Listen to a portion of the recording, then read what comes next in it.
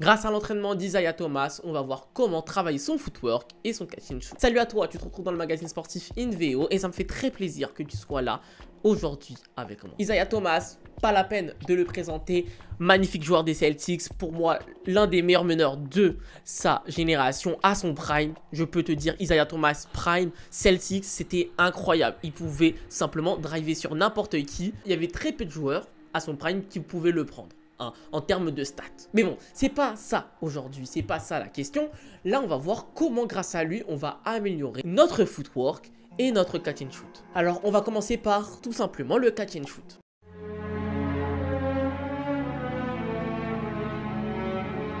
Comment réellement améliorer son catch and shoot? On va améliorer son catch and shoot de plusieurs façons. Avec le positionnement de ses appuis, avec la coordination de son bassin et avec la coordination de ses épaules. Si tu arrives à aligner ces trois-là, ton shoot sera quasiment pur à 100%. S'il y en a un des trois qui manque, c'est là qu'il va y avoir des dérives. Si tu vois les meilleurs shooters en catch and shoot, ils ont toujours ces trois mêmes alignements. Le but ici avec toi, et on l'a vu avec Isaiah Thomas, c'est de t'entraîner à avoir le même rythme à chaque fois sur ton tir. Si tu veux shooter en première attention, c'est d'avoir le même rythme en première attention. Si tu veux shooter avec un ballon qui est totalement désaxé, bah tu vas répéter ce mouvement-là à chaque fois avec la même intensité. Parce que l'intensité amène la mémoire musculaire. Et quand tu seras fatigué et que tu n'auras plus de cardio là, c'est à ce moment-là que cette mémoire-là, elle va rentrer en jeu.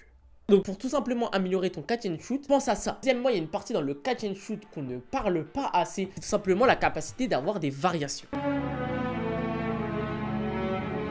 Une variation, concrètement, ça veut dire que ton plan A n'a pas marché. Tu voulais shooter en catch and shoot et le joueur est en retard et t'es pas sûr. C'est à ce moment-là que les variations sont très importantes. Et là, on le voit tout simplement avec Isaiah Thomas.